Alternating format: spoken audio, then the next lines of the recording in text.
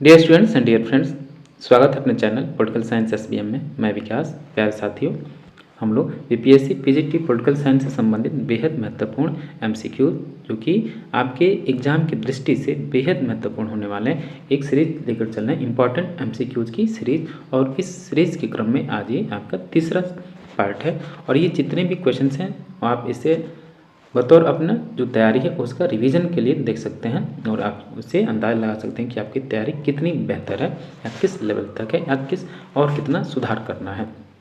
ये आपके सिलेबस के पैटर्न पर आधारित है। तो आइए सॉल्व करते हैं।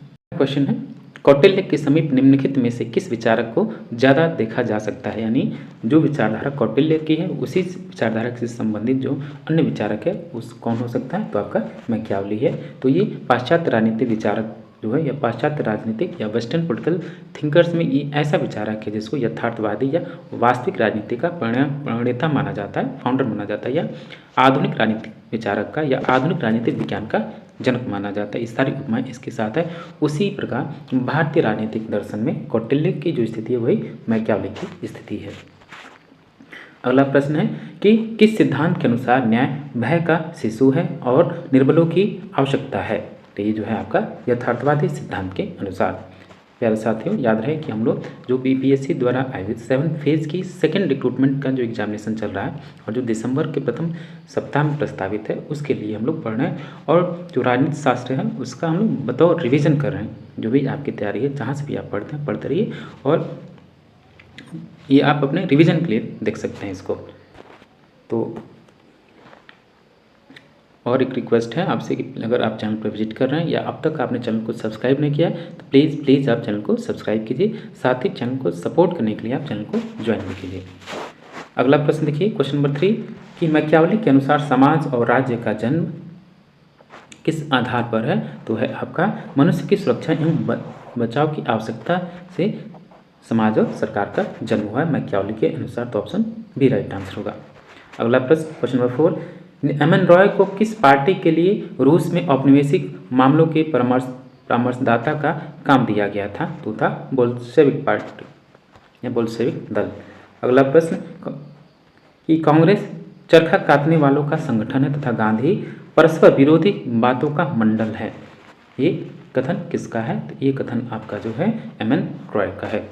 अगला प्रश्न देखिए कि द्वितीय विश्व युद्ध प्रजातंत्र और फासिज्म के बीच संघर्ष था, किसने कहा। तो ये उक्ति जो है मानवेंद्रनाथ रॉय की है, यानी एमएन रॉय की है।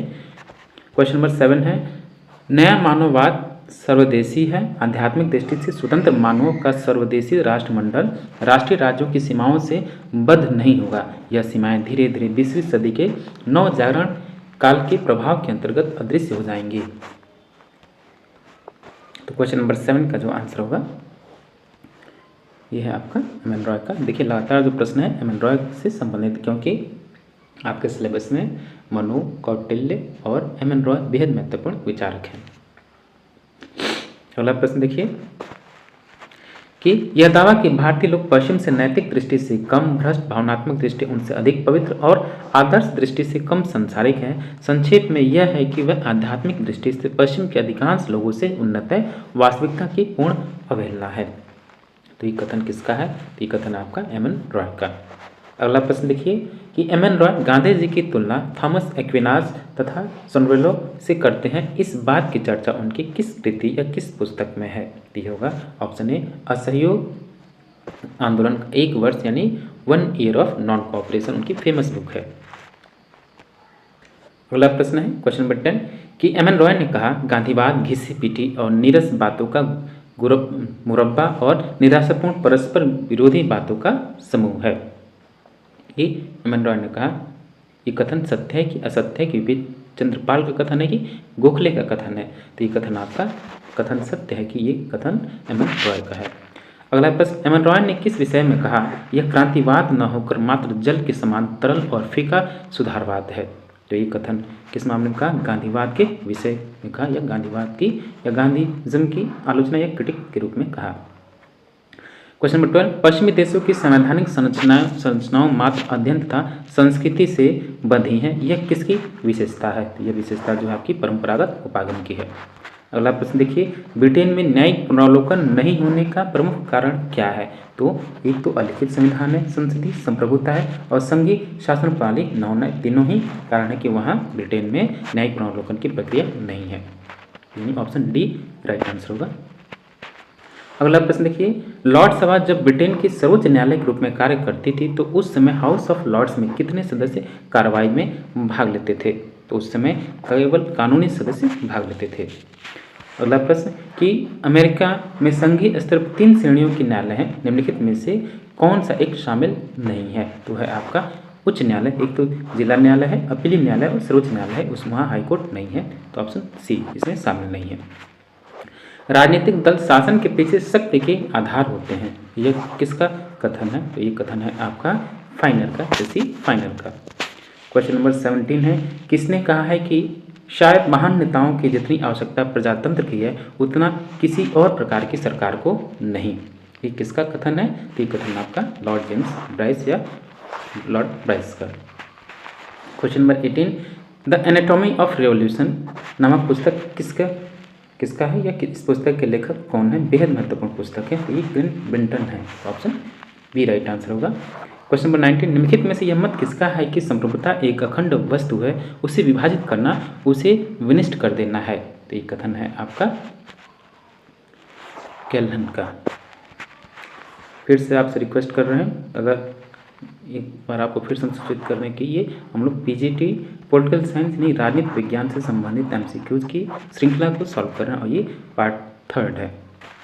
और आपसे फिर से रिक्वेस्ट है, अगर अब तक आपने चैनल को सब्सक्राइब नहीं किया प्लीज़ आपसे रिक्वेस्ट है, हम्बल रिक्वेस्ट है कि चैनल को सब्सक्राइब कीजिए, साथ ही अपने दोस्तों में अधिक से अधिक शेयर कीजिए। और किसी प्रकार का डाउट हो, चाहे क्वेश्चन का आंसर गलत हो या पॉलिटिकल साइंस रिलेटेड कोई भी डाउट हो, तो आप कमेंट बॉक्स में कमेंट कर सकते हैं। क्वेश्चन नंबर 20 कि निम्नलिखित में से कौन संप्रभुता की बहुलवादी सिद्धांत का समर्थक नहीं है? बहुलवादी सिद्धांत का समर्थक आपका बोधा नहीं है, क्योंकि ये स्वयं एकलवादी सिद्धांत का समर्थक है।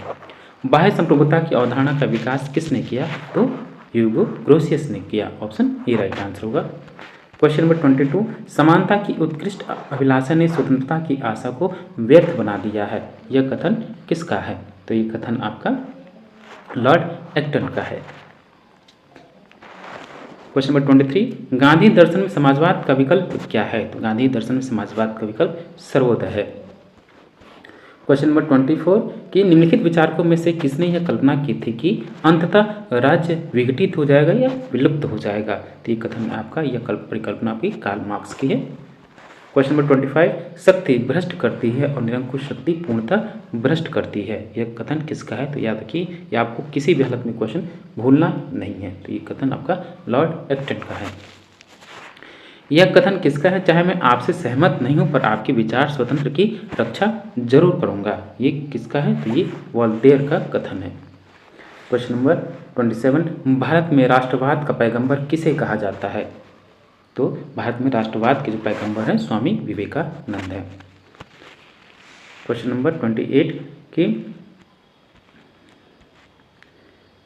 अंतर्राष्ट्रीय मुद्रा कोष के संबंध में निम्नलिखित में से कौन से कथन सही हैं? और इनमें से आपको जो कथन सही हैं टिक लगाना है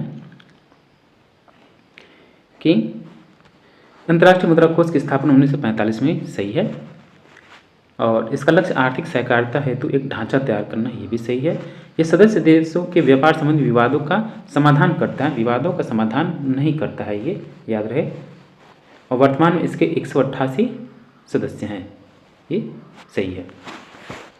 तो तीसरा इसमें गलत है, यानी ऑप्शन सी राइट होगा, 1, 2, 4। अगला प्रश्न देखिए, question number 29, information energy model की वकालत किसने की थी? तो इंफॉर्मेशन एनर्जी मॉडल की वकालत करने वाले आपके जॉन टी डोरेसी हैं। अगला प्रश्न कि कार्ल पियर्सन के अनुसार निम्नलिखित में से कौन विज्ञान का जीवन रक्त है? तो है आपका आलोचना यानी क्रिटिसिज्म। अगला प्रश्न देखिए 31, बजट के साथ निम्न में से कौन से प्रपत्र संसद में प्रस्तुत किए जाते हैं? तो जब बजट प्रस्तुत होता है तो उसके साथ कौन से प्रपत्र प्रस्तुत किए जाते हैं? तो है आपका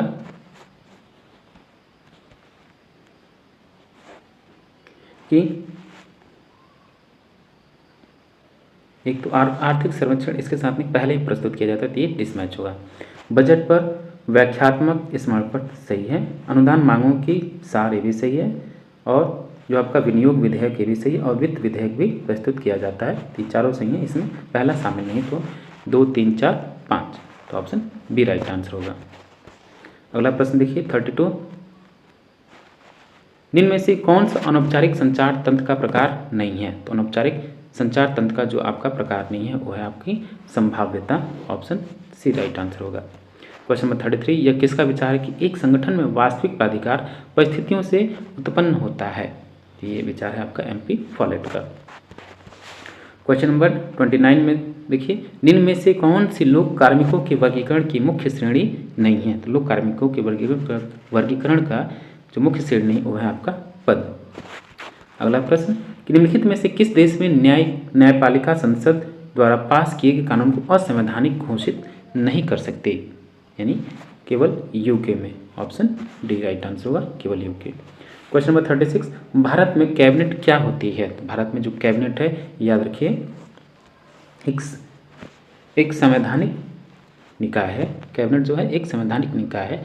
वस्तु एक बार ही 44वें संविधान संशोधन के द्वारा इसको संविधान में शामिल किया गया, और कहीं इसका उल्लेख नहीं है, इसकी जगह मंत्रिपरिषद का उल्लेख है। लेकिन वर्तमान हम कह सकते हैं कि ये एक संवैधानिक निकाय है, और कैबिनेट मंत्रिपरिषद का भाग है। बिल्कुल नहीं, मंत्रिपरिषद,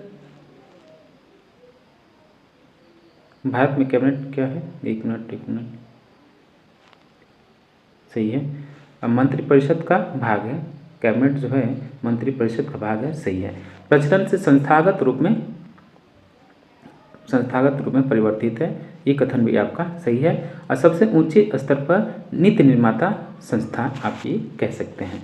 तो इसमें देखिए जो आपका ऑप्शन है ये आपका थोड़ा सा डिसमैच है। सबसे उच्च स्तर पर नीति निर्माता संस्था तो है कैबिनेट, प्रचलन से संस्थागत रूप में परिवर्तित हुई, और मंत्रिपरिषद का ये भाग है। तो इसमें आपके ये इसको गलत कर दिया, तीनों बाकी सही हैं। तो ऑप्शन में 1 डी जो है इसमें 1 नहीं 2, इसको आप 2 कर लीजिए, 2, 3, 4। क्वेश्चन नंबर 37, निम्नलिखित में से किसने कहा था कि सिद्धांत के बिना शोध का शिक्षण तुच्छ साबित हो सकता है और आंकड़ों के समर्थन के बिना सिद्धांत निरर्थक साबित हो सकता है? तो ये आपका बर्नार्ड क्रीक का कथन है। अगला प्रश्न देखिए 38, भारत का उच्चतम न्यायालय अंततः गणराज्य के 32 वर्ष बाद भारतीयों के लिए उच्चतम न्यायालय बन गया, यह किसका कथन है? तो ये कथन आपका उपेंद्र बख्शी का है। अगला प्रश्न देखिए 39, निम्नलिखित गांधी की सर्वोदय की अवधारणा के संबंध में निम्नलिखित में से क्या सही है? तो गांधी जी के अवधारणा जो सर्वोदय का अवधारणा कंसेप्ट है उसके बारे में क्या क्या सही है? तो ज़्यादा से ज़्यादा लोगों का कल्याण, ऐसा, और बहुमत दल की सरकार ये शामिल नहीं है। अल्पसंख्यकों की उसमें जो सुरक्षा है ये भी शामिल नहीं है, और सबका जो सही मिला जुला असर होगा वो आपका समाज के सभी वर्गों का कल्याण है। तो ऑप्शन 4 सही होगा, ऑप्शन सी राइट आंसर होगा, केवल 4। ऑल पार्टी कॉन्फ्रेंस 1928 की अध्यक्षता किसने की? तो ऑल पार्टी कांग्रेस ने सर्वदलीय बैठक, जिसको आप नेहरू रिपोर्ट, इसी आधार पे इसकी अध्यक्षता मोतीलाल नेहरू के द्वारा की गई, और इसके आधार पर जो इन्होंने रिपोर्ट प्रस्तुत की उसी को हम नेहरू रिपोर्ट के नाम से जानते हैं।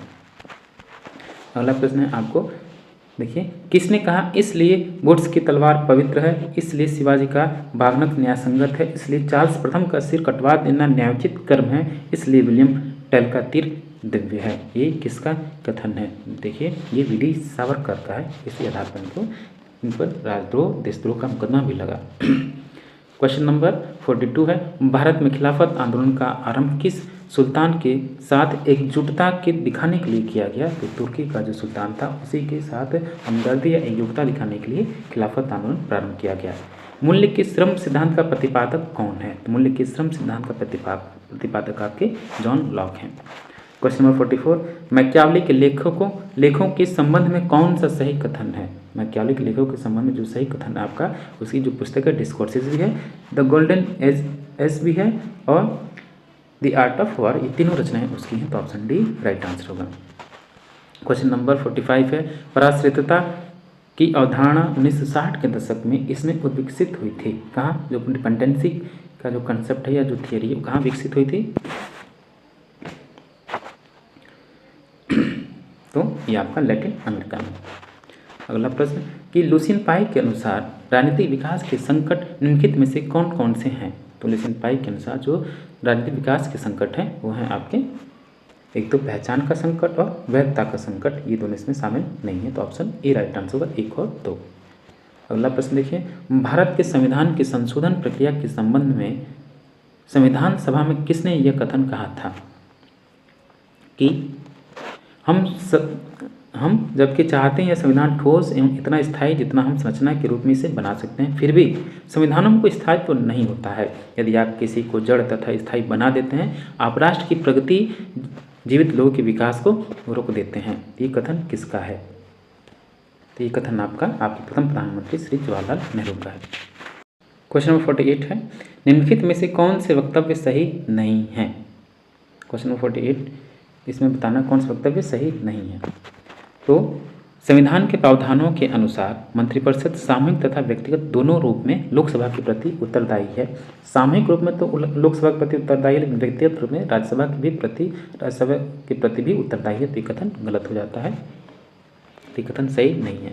किसी मंत्री विशेष के विरुद्ध अविश्वास प्रस्ताव स्वीकार नहीं होता है, बात आपका सही है, क्योंकि पूरे सरकार के विरुद्ध अविश्वास प्रस्ताव लाया जाता है या प्रधानमंत्री के विरुद्ध। तो ये कथन आपका सही हो जाता है। तो और तीसरा, अविश्वास प्रस्ताव में उन कारणों का स्पष्ट उल्लेख होना चाहिए जिन पर अविश्वास प्रस्ताव आधारित है। बिल्कुल नहीं, केवल आप अविश्वास प्रस्ताव कोई कारण इसमें कोई जो नहीं किया, आप कारणों का उल्लेख करें। यदि कोई अविश्वास प्रस्ताव लोकसभा द्वारा पारित कर दिया जाता है तो मंत्रिपरिषद को त्यागपत्र देना पड़ता है। ये कथन सही है। दूसरा चौथा सही है, पहला और तीसरा गलत है। तो ऑप्शन बी राइट आंसर होगा। अगला प्रश्न देखिए, क्वेश्चन नंबर 49, निम्नलिखित में से किसने 1990 में भारत का अभिलक्षण अ मिलियन यूनिट्स के रूप में वर्णित किया है? तो ये हैं आपके कौन? वी.एस. नैपॉल। रोजेज इन दिसंबर किसकी जीवनी है? रोजेज इन दिसंबर किसकी जीवनी है? तो एम.सी. छागला की, यानी मोहम्मद करीम छागला की जीवनी है। क्वेश्चन नंबर 51 देखिए, एकात्मक व्यवस्था में, तो एकात्मक व्यवस्था में केंद्र सर्वशक्तिशाली होता है। क्वेश्चन नंबर 52 कि निम्नलिखित में से कौन भारत का प्रधानमंत्री नियुक्त किए जाते समय राज्यसभा का सदस्य था? वो थे आपके श्रीमती इंदिरा गांधी थी। कभी प्रधानमंत्री के पद पर नियुक्त हुई तो ये राज्यसभा की सदस्य थी। तो क्वेश्चन नंबर 53, संसदीय व्यवस्था दल की भावना को साधन बनाती है और हमेशा इसे जीवंत रखती है, यह किसका कथन है या किसने कहा? तो ये आपका लॉर्ड ब्राइस का कथन है। एक्सपीरियंसेस एंड इट्स मोड्स नामक पुस्तक के लेखक कौन है? एक्सपीरियंस एंड इट्स मोड्स नामक पुस्तक के लेखक हैं आपके माइकल ऑक्सफोर्ड। क्वेश्चन नंबर 55 कि भारत और अमेरिका की संघात्मक व्यवस्था में कौन सा तथ्य उभयनिष्ठ नहीं है या समान नहीं या कॉमन नहीं है? तो है आपका कि न्यायपालिका का गठन बाकी द्विशासनात्मक संविधान है और लिखित संविधान है और नमनीय व्यवस्थापिका है। सही है, लेकिन न्यायपालिका के गठन के आधार पर दोनों अलग अलग हैं। क्वेश्चन नंबर 56, निम्नलिखित में से कौन आनुपातिक प्रतिनिधित्व का प्रबल समर्थक था? तो है आपके जॉन स्टुअर्ट मिल। अगला प्रश्न देखिए कि अध्यक्षात्मक प्रणाली में मंत्री किसके प्रति उत्तरदायी होते हैं? तो राष्ट्रपति के प्रति उत्तरदायी होते हैं। जब संसदीय व्यवस्था में आएंगे तो मंत्री जो हैं निम्न सदन के प्रति उत्तरदायी होते हैं। क्वेश्चन नंबर 58, किस देश को कानून के शासन का परंपरागत घर माना जाता है? तो है आपका इंग्लैंड। यहीं से भी रूल ऑफ लॉ या विधि का शासन की शुरुआत हुई। क्वेश्चन नंबर 59, 1773 के एक्ट ऑफ सेटलमेंट ने कलकत्ता की सरकार को कानून बनाने का अधिकार प्रदान किया। तो स्थायी बंदोबस्त के माध्यम से कलकत्ता की सरकार को उसने बंगाल, बिहार, उड़ीसा क्षेत्र के लिए कानून बनाने का अधिकार दिया। तो ऑप्शन सी राइट आंसर होगा। Question number 60, act of settlement कब पारित हुआ? तो एक्ट ऑफ सेटलमेंट जो है सन 1773 में पारित हुआ। निम्नलिखित में से कौन सी विशेषता ब्रिटेन के संविधान से ग्रहण नहीं किया गया है? तो आपने ब्रिटेन के संविधान से संसद के सदस्यों का विशेषाधिकार प्राप्त किया है, संसदीय सरकार प्राप्त किया है, द्विसदनात्मक व्यवस्था भी प्राप्त किया, लेकिन ये शामिल नहीं है, वहाँ की विशेषता से आपने ग्रहण नहीं किया। तो ऑप्शन डी राइट आंसर होगा। ये आपने अमेरिका के संविधान से लिया है। क्वेश्चन नंबर 62, भारतीय संविधान का कौन सा अनुच्छेद कहता है कि राज्य लोक कल्याण की अभिवृद्धि के लिए सामाजिक व्यवस्था बनाएगा? तो ये इसका जो सही आंसर है अनुच्छेद 38, जो कि नीति निर्देशक तत्वों में भाग 4 में शामिल है। क्वेश्चन नंबर 63, बंगाल का गवर्नर जनरल भारत का गवर्नर जनरल बनाया गया किस अधिनियम के माध्यम से? तो ये होगा आपका 1835 के चार्टर अधिनियम के द्वारा, और जो लॉर्ड विलियम बेंटिंक है वो सबसे पहले भारत के प्रथम गवर्नर जनरल हुए।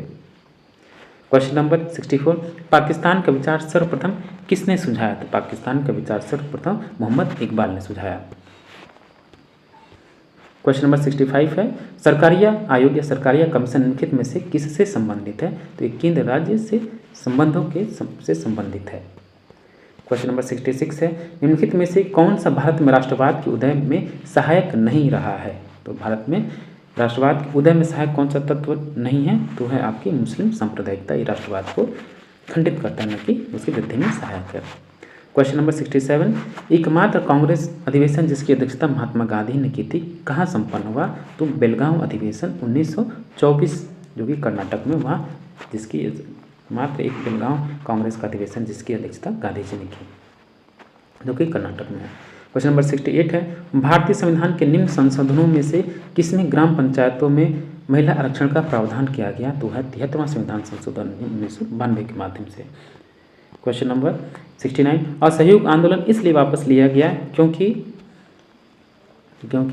इसे यह पता चलने लगा कि लोग हिंसा के प्रयोग को ज़्यादा महत्व या वरीयता देने लगे थे। तो ऑप्शन बी राइट आंसर होगा।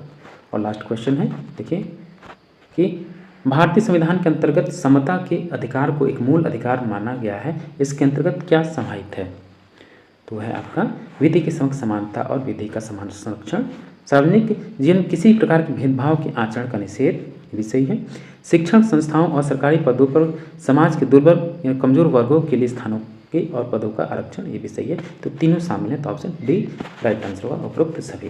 तो डियर स्टूडेंट्स, ये था आपका बीपीएससी द्वारा आयोजित पीजीटी पॉलिटिकल साइंस के लिए इम्पोर्टेंट एमसीक्यू जो है उसके एक सीरीज, और ये ऐसा पार्ट 3 है। इससे पहले हम लोग 2 पार्ट को सॉल्व कर चुके हैं, और प्रैक्टिस सेट का भी वीडियो ऑलरेडी अपलोडेड है। 16 प्रैक्टिस सेट को हम लोग सॉल्व कर चुके हैं। तो आप बेहतर हुआ कि आप सबको देखेंगे तो आप देखेंगे कि किस प्रकार के प्रश्न, और जब सभी सॉल्व करेंगे तो आप स्वाभाविक है कि थोड़ा आपका कॉन्फिडेंस लेवल बढ़ेगा, और इससे आप अपनी कमियों को सुधार कर सकते हैं। जो आपका टॉपिक या सेक्शन वीक है उस पर भी ध्यान दे सकते हैं।